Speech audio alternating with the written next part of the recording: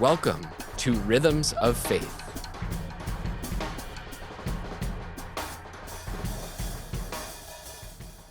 Thanks for being with us here today on the Rhythms of Faith podcast. We're thrilled to be joined by Dr. Jerry Blackstone, who is currently the conducting professor here at the University of Notre Dame. Jerry, can you start just by telling us a little bit about your role as the head of the conducting studio here at Notre Dame? Thanks for the introduction. Thanks for the invitation to be here with you today. Well, I was asked to join the faculty as a visiting professor where I work with the graduate students in choral conducting. There are 6 master's students, accepting 3 new ones every year, and 3 doctoral students accepting 1 new one every year. The master's students are working on a Master of Sacred Music degree with an emphasis in church music, and the doctoral students are working on a Doctor of Musical Arts degree, which, excuse me, still has an emphasis in church music, but it's also a broader and professional degree. Yeah. And what have you thought so far? This is your this is only your second semester. Oh, I've been here forever. Yes. It only seems like that. and it's near spring break, yes. So that's why it seems like that. No, I'm enjoying the students. The second semester is always and everywhere. It's better than the first semester, and I think we're understanding each other better and figuring out the relationships and figuring out how people work and what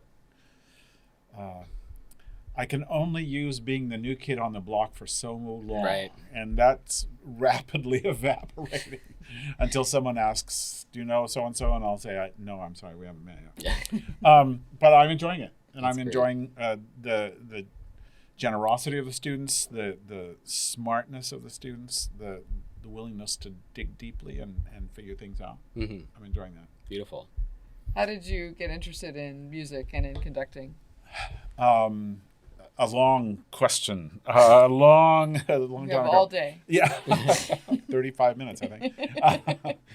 I grew up on a farm in Kansas, very rural area. I was the youngest child. My parents were a bit older when I was born. My sisters, I have 2 older sisters. They were much older than me, and I spent my first 4 years of school in a one-room schoolhouse with 12 students who were all in the 8th grade. 8 grades. I was the only kid in first grade, and my first grade was with a first-year teacher. So she was a first-year teacher. She taught all 8 grades everything, spelling, math, science, all that sort of stuff. And she was fantastic. Of course, I adored her, but she'd play softball with us at recess time. She could play the piano, and we would learn the American folk hymn songs of that we would do together. And at the end of that year, she said to my parents, he's a bright little boy, why don't you give him piano lessons? I'm afraid he's going to get bored.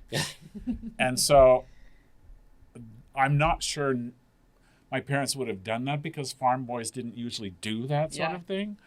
Everyone in my family was musical. Nobody was a professional musician. My father would come in hoarse from having sung all day on the tractor, and you had to sing loudly to hear yourself over the tractor. But he would sing hymns all day. I mean, that was just what was in his head. And so I started piano lessons. My mother played, my sisters played, my grandmother could play, and I loved it from day one. I always loved it. And by the time I got to high school, and I had some good teachers, even out on the ruralness of Kansas where I grew up, I had some really good teachers. And by sophomore year in high school, I knew that I wanted to do it forever. And the choice was between that and becoming an astronaut, because this is the late 60s, you understand. Yeah. And now knowing how claustrophobic I become, I'm glad I didn't go the astronaut route. Right. But I always knew I wanted to be a pianist. I loved to sing, and I sang in all the choirs and played trumpet in the band and all that sort of thing. But it was just, I was at home there. And it was sort of my group of friends. Even in a very small high school, eventually I left the one-room school and went into town to school.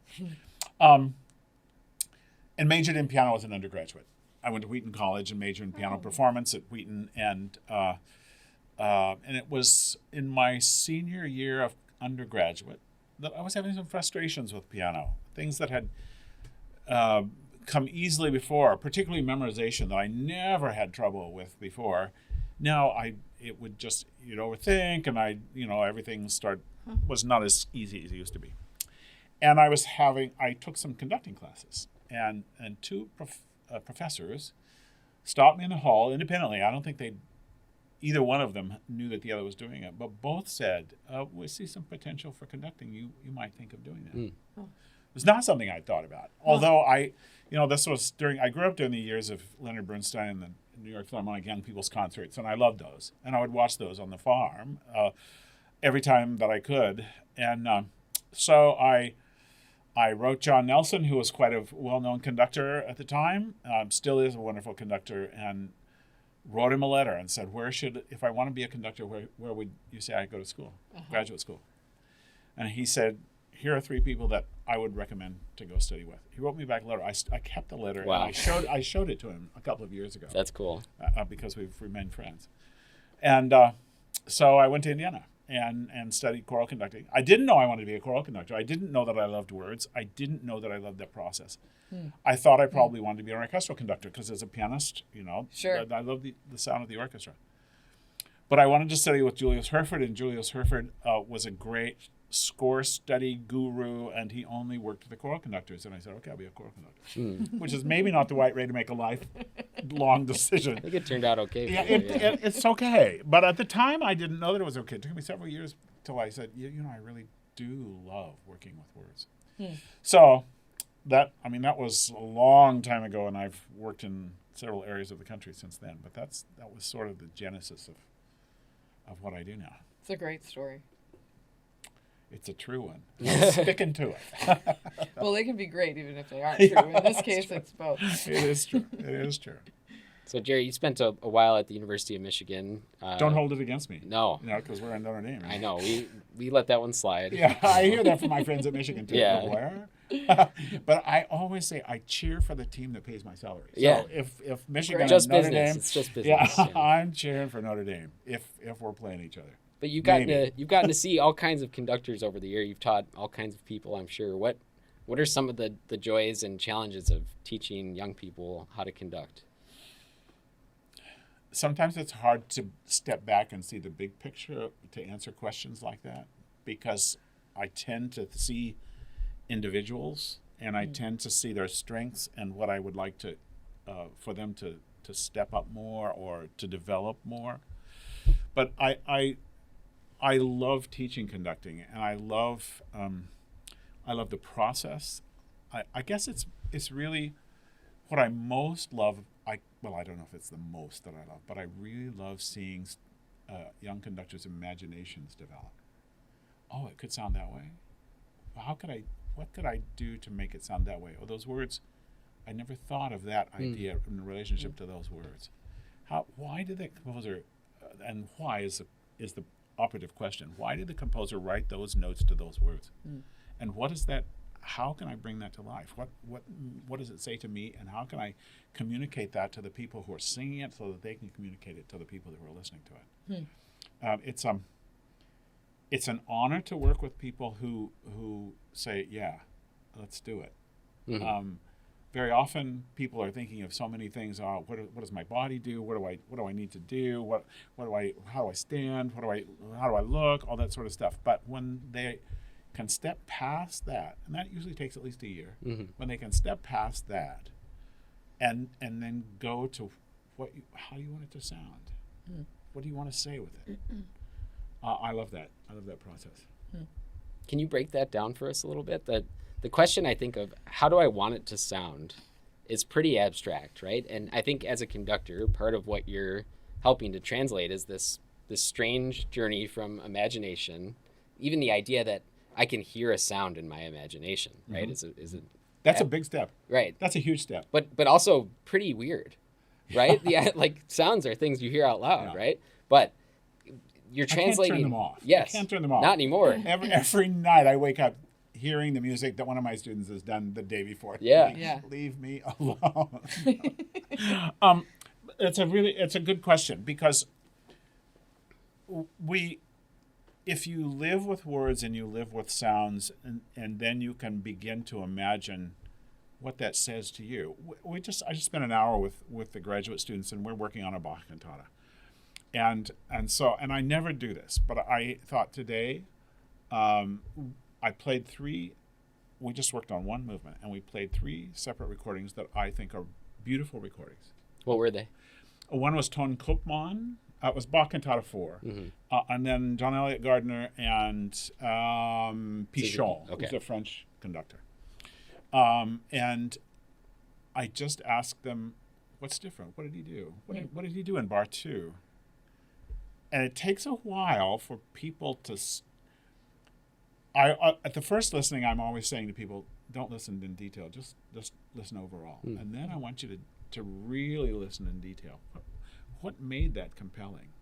Is it the way he stands, or is it the way he's imagining, or is it the sound that's coming there, or is it the way the players are doing it, or is it the way the choir is inflecting when they sing that German text? And then what, we don't dream in a vacuum. Nobody just comes up with great ideas without some shoulders that we've been standing on. And so what would you take from that? What do you love about that? What sort of sends you a different direction? I don't imagine it that way, but I hadn't thought of that. I often will say, put that in your quiver, put an extra arrow in your quiver there, and just fill your musical bank account, and then build on that. As a friend said, we don't. He was talking about people who just sort of throw everything out, and a few years ago we all tried to do that, I'm afraid. A lot of us tried to do that, and he said, take what you've been given. We stand on people's shoulders. Build on that. Let that be the genesis of new dreams and new realities. Okay. I want to go back. I'm thinking about your father singing his heart in his ears and his throat out on the tractor. The first thing I thought when you said that is, if it were these days, you'd have a pair of AirPods no in, question. And he'd be listening to music on his phone. And I have very mixed feelings about this, but I'm curious and one of the things that we work on in our class together is helping students take their sort of passive knowledge of music from listening to recorded music, which I'm hearing, that having a relationship to this imaginary that you're talking about, and to turn that into active skills that they can use in producing music and writing music and learning how to sing and how to perform. And I'm kind of wondering, how do you feel about these sort of technological shifts and what's available and what's not available for forming musical minds today? Conducting teachers in the past tended to say, don't listen to any recordings, come up with it on your own. Imagine it on your own. I don't have that good of an imagination. I want to hear all sorts of possibilities. It was an amazing development when my father got a radio on that tractor. Yeah. Because he didn't have to sing all day, but can you imagine what that did to everybody's hearing? Because you had to turn that up so loud to be heard over the top. My father had good hearing for the rest of his life, and I have decent hearing too, but it's just amazing to think that was over the top. I think to be able to have the world's audio resources in my pocket is phenomenal. Cool. That's fantastic. Fantastic. If I wanted, like this morning, when I wanted to listen to various recordings of the Bach Cantata 4, I could just say, okay, let's listen to, there are 10. Okay, let's listen. That's fantastic. Yeah. Now, if all I did was mindlessly listen to them, that's okay. I'll put my ears in when I walk from the apartment up to my office, and sometimes I'm in tears just because it is so beautiful, and so, especially if it's a piece that I've lived with that has associations, that you've built in. I think it's great. Now, if it keeps you from talking to people and developing friendships, maybe not. But you can go to video games for that. Yeah. That's true. I have grandchildren. I know what I'm talking about. But to be able to listen in that really remarkable. How would you start teaching people how to be more active listeners to their musical repertoire in their pockets. Yep. If you were talking to undergrads on this, I used which to we do, are. Yeah. I used to do a session for choral directors in various states, when I'd be invited to do a session, and I called it compelling performances. What makes one performance really memorable than another? Well, that was good. That was nice. Uh-huh. Or forgettable. What is it about that? And so we would listen to a performance, and I would never play my own recordings because people would pick them apart. I'm too. It would destroy me. So Yes. I'd say no. We're listening to other people. Fragile self-image is what I'm saying. I'm familiar with the problem. I think guided listening is helpful. We would play something. I would play for this compelling performances talk, and I'd say, just listen to it. And then I'd say, what did you think? What touched you? And people would say something, and they, somebody else would say something, and I'd ask for something, and then I'd say, okay, now this time listen in these areas. Listen. How does that tempo? Did you imagine it faster? Or did you imagine it slower? How did that tempo grip you? And then I'll always say, we all know that if you just move the metronome a couple of clicks faster, it's a different piece. Or slow it down a couple of clicks, it's a different piece. And it will say things to you in a different way. Listen to several different performances. And I don't think it's possible, personally, to completely imitate or replicate somebody else's performance. Mm-hmm. You might a phrase, you might an idea, you might be moved to feel the same sort of melancholy or the same sort of triumphalism or whatever. Mm-hmm. But I think, fill your quiver with those possibilities. But you might have to listen in a way that's different than if you're just walking from the apartment to your office. Sure. You might have to, we were with some friends the other night at their house for dinner, and it was a wonderful evening. And some music was playing in the background, and we were talking, and the host said, I'm just having a little hard time putting words together. And his wife said, let's just not talk for a little bit, and let's just listen to this music. Aww. And we did, and it was so beautiful. Wow. We don't do that with people very often. Right. You're right. And it was that moment, listening to that music, which I had not heard before. It was a Handel piece. So beautiful. And you think, that's very special. I mean, that bonds us to each other, but it also bonds us to that piece of music and to that setting. I'll always remember where we were. It forms those associations that you were talking about. Absolutely. Yeah. That's an honor and a great gift that God has given us, to be able to listen to music in a way to change our lives, to make life better. Yeah. Maybe it's together. As a conductor, it's always together with somebody. It's not very good when I just conduct a mirror. It's just annoying. But when we do it together and people can begin to lower the barriers. I mean, one of the greatest gifts is what happens when you're on tour. Mm-hmm. And you understand that, and people who have gone on tour understand that. And you sing the same music over and over again, and pretty soon it's just part of your bones. And to look in the eyes, I sometimes get emotional about that, but just to look in their eyes and know that they're communicating directly from their heart. They understand what we're talking about, what we're singing about, and telling that story. It's a very special gift that we give each other, and then to give the audience. And I always think, who cares what the audience thinks? Because we've done this together. And then I always have a little story that I tell, because one time we were driving to church in Ann Arbor, and the radio had a choral hour on our local NPR station, and they were playing a piece, and I said, I know that piece. And my wife was saying, I know that piece. Oh, I do that piece. Sometimes I don't really like the tempo very much. It's not as beautiful as I imagine it. And the next piece came on, I thought, well, I know that piece too. I would do that really quite differently. And finished, and it said, you've been listening to Jerry Blackstone and the University of Michigan Men's Glee Club. I go, oh no.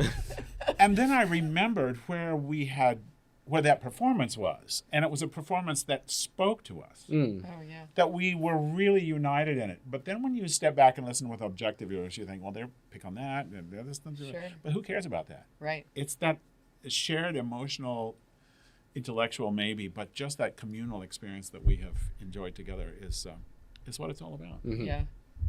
It's a tension between like what's the best possible performance and then what's the real experience that you're Yeah. striving for. Yeah. Best possible performance is, I mean, you have to do your best job, but it'll never be perfect. No. There will be millions of things that could be better. But for another person, that was so much better than they could ever possibly imagine. Mm-hmm.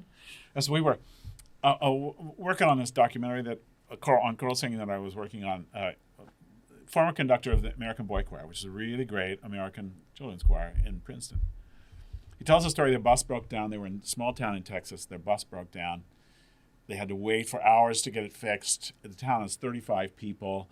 The people said, okay, the guy at the general store, which was also the post office and all this sort of stuff, he said, the conductor said, can you send us to a restaurant? He said, well, this is it. But he got all the townspeople to bring in food for a potluck, and they fed them. And he said, as a thank you, we did a little concert for them. And they sang Kodai Mountain Nights. And he said there was an old dusty cowboy in front of a Stetson hat, dusty faced, and he said tears just making a trail down his face. And at the end he said, I've never heard anything like that in my life. Wow. That's what it's about. Yeah. Those experiences. That's what it's about. Mm-hmm. You've spent a fair amount of time making music in concert halls but also in churches. Mm-hmm. How is making music different in those two places? Or is it? You could see it as being different, but I don't think the ultimate act is different. I think the ultimate act is for the glory of God. Whatever we do, that's the goal. I wish I could say that it was always the case, but that's the goal. Mm-hmm. To give of one's best. Are the performance standards going to be better in the concert hall than in the church? Probably. That's okay. Are the people as good as people they are? Maybe even better in the church. What is really sweet about the church is that you could live with them for 20 years. Mm-hmm. In the concert hall, if you're in an academic world, in 3 years or at the max 4, they're gone. Yeah. You've been rotating some people in and out, but in a church, you could live with them for a very long time, and that's very special. People come with different levels of expectation. The camaraderie, the spiritual connectivity, those shared times of prayer at the end of rehearsals, those are very special. Mm-hmm. That's really, really why you do it. I did it for many years in Ann Arbor until life got so busy I had to give up something, and that's what I gave up. No, I didn't quit going to church. I just quit conducting the church choir. Yeah. But I love those people. I keep in touch with those people, and we made deep friendships. Mm-hmm. And every church is different. I've not worked in a Catholic church, but I've worked in Presbyterian. I've worked in non-denominational churches. I've worked in Baptist churches. I've worked in Mennonite churches. And we have something in common, and that is we seek to do what God wants us to do when we're together. Mm. And we sing a lot of the same hymns. Not No all question. the same hymns, but No question. many of the same Yeah, hymns. yeah, absolutely. Does the way you teach the students in a sacred music program differ than the way you would teach them in a non-sacred music program? I would say, I knew at Notre Dame, but I would say no. I would like the bar to be high. Mm-hmm. Mm-hmm.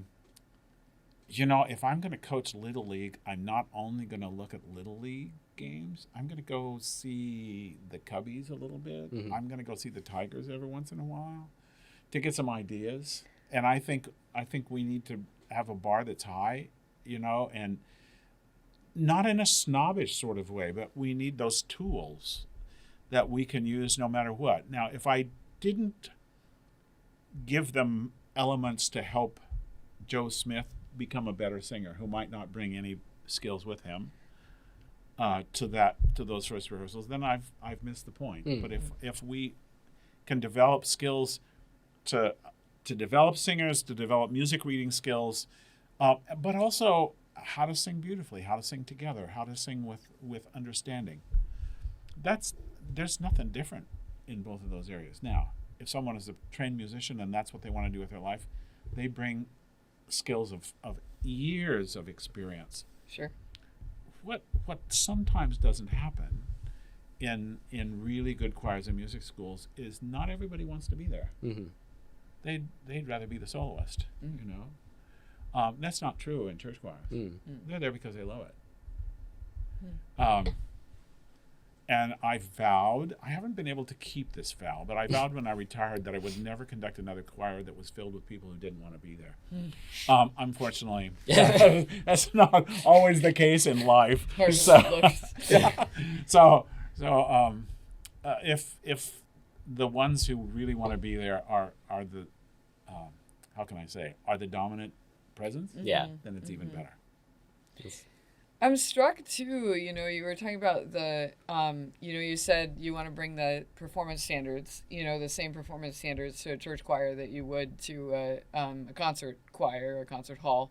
And it sounds like the spirituality you have about thinking of this as like a glorification of God, like it resonates with that sense of heart in those experiences you were talking about of, that the rapport between the audience and the choir is really something that just reflects that same kind of spiritual experience. But we wouldn't necessarily talk about it in a secular environment in that same kind of way. So how do you feel about that? Yeah, I never, in my years at the University of Michigan, I seldom felt that I shouldn't speak about what I felt about the words or what I felt. I feel that I can be more, say more openly sacred things or whatever here at Notre Dame. When I worked at Wheaton College for the last 2 or 3 years as an interim person, I could there. Partly because we were on the same page. Sure. We understand each other's language. And we come to this time of year and you can, there are so many people who feel as I do that you can talk about those things. And that's very special. That's very special. The performance standards in a church, we just want it to be as good as it can be for who's there. Sure. And it's going to be different than if we're in Carnegie Hall. And that's fine. That's perfectly fine. If people are hesitant or don't want, then let's find other opportunities for them. The congregation needs people who want to sing. That needs to be also who we are. It doesn't have to just be a choir that's performing. Right. So, and we all have gifts. Share them. Give opportunities. When I was at the last church that I directed at, we started a bell choir. We started children's choir. There were all sorts of fun things for people to do, and then that allowed them to participate in worship in a way that hadn't been the case before. How does your own kind of spirituality connect with the way that you express yourself musically? Can you disentangle them at all, even? I'm not sure I want to disentangle them because faith is important to me, and faith impacts, I hope, everything that I do. I hope it impacts every choice that I make. Is there how can I say it? Is there a Christian choice and a non-Christian choice? I don't really think about that too much when it comes to choosing music. Now, if the text is just counter to what I would even sometimes say, as Jerome Hines, the old, pardon me, sir, but he's been gone for a while. American bass, basso, would say, and Mephistopheles was one of his major roles. He said, "I want to be the best devil I can for Jesus Christ." Yeah. Well, you don't. And I always will say to people, you don't have to be a murderer to portray a murderer on stage. No. You Best can. if you're not. Yeah. Although For it's the very long hard term. to do it the next night. Yeah. That's right. So there are pieces probably that I certainly wouldn't do in the church, but I could do on a concert stage that might not reflect exactly who I am. But I don't want to preach that it's the right thing. Now, the other side of that is I did Messiah for 12 years in Ann Arbor. And Ann Arbor's not necessarily the town that understands the words of Messiah or relishes the words of Messiah. It's a pretty secular place.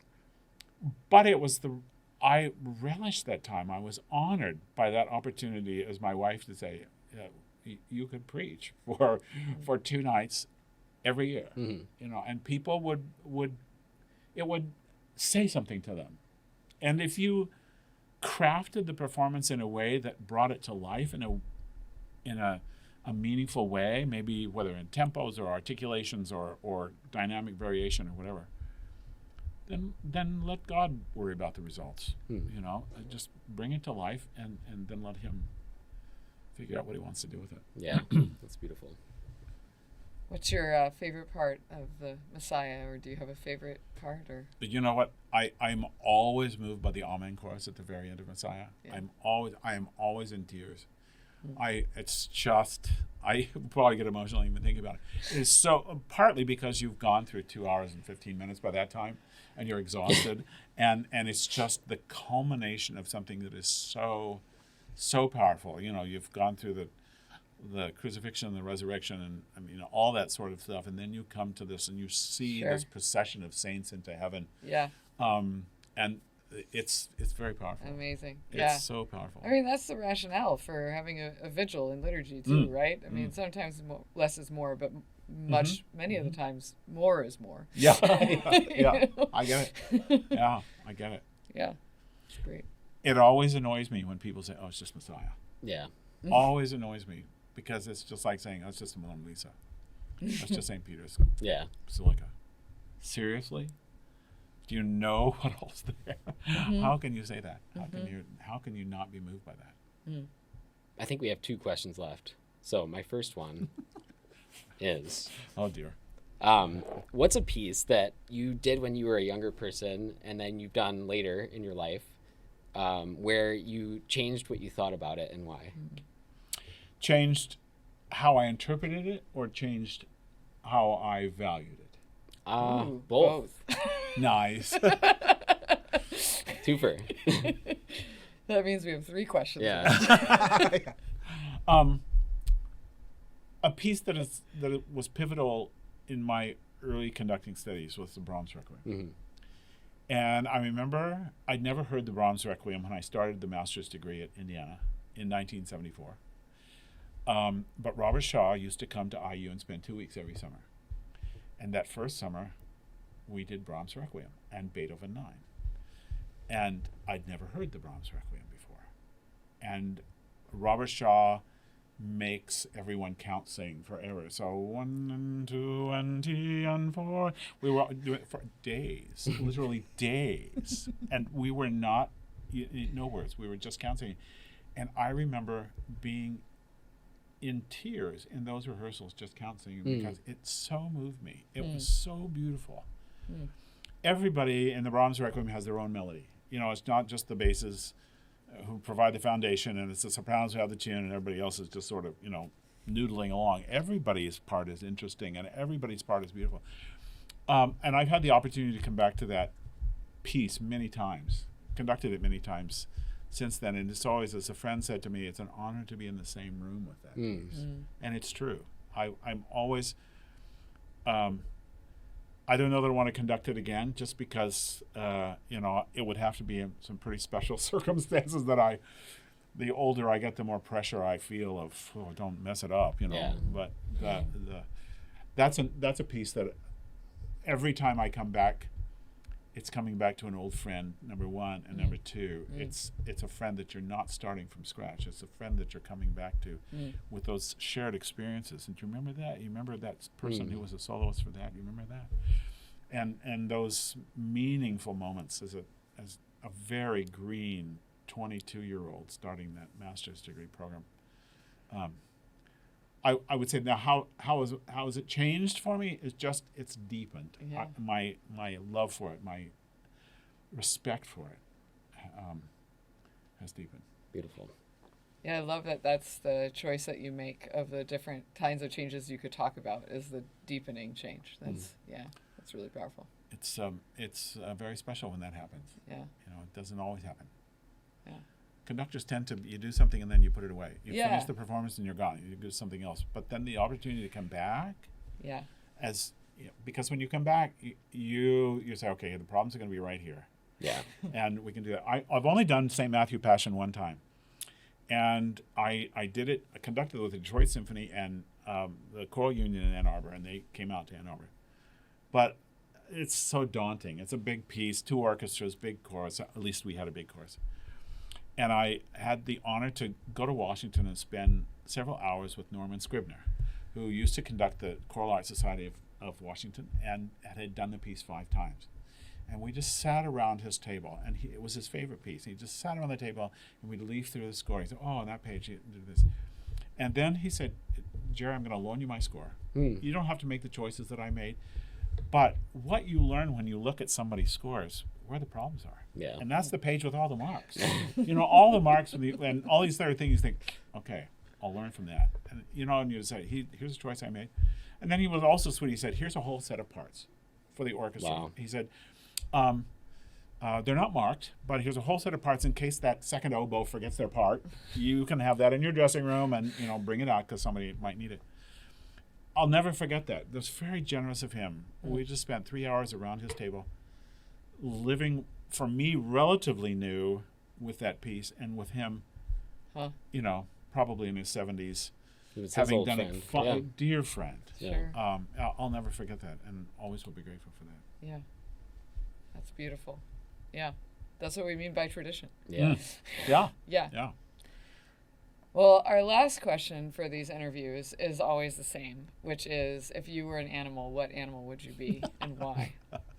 I don't want to be something that will get eaten. It's a great So place to no start. cows. My son emailed me yesterday, and they had just been to an auction for the first time, and he said, I was afraid I was going to buy a cow because I didn't know, because they do all those things. It doesn't seem like something you would do accidentally. I know, but he was afraid of that. He said, I'd like to buy a cow, but we don't have a place for it. A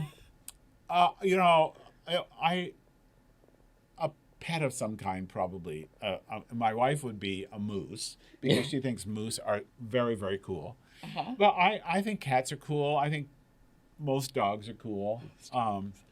I grew up with, at one point we had 17 cats. Wow. On the farm. Okay. Because we had mice. Yeah, you needed them. So you have a lot They're of barn cats. Yeah. Barn cats. Absolutely barn cats. And some would make it through the winters, but not all would make it through the winter, So I always grew up with lots of... My grandfather one time brought me... He'd been out working in the field, and we lived about a mile apart. And he said, come over to the tractor. So I opened up the tractor, and inside the toolbox was a whole lot of coyote cubs. Oh, wow. Little pups that he had found out working. And I said, give me one of those. Well, of course, he had to get rid of them because they eat the chickens and all those sort of things. They're not friends, but they were so cute. Oh, my goodness. So, anyway. So you're a coyote. I love it. Yeah, but a tame one. I do a very tame one that doesn't bite. And sings. It doesn't eat chickens. I love it. Well, thank you so much for joining us here on the Rhythms of Faith podcast. It was really a pleasure to talk conducting and sacred music with you. My pleasure. Yeah. And thank you for joining us here at Rhythms of Faith.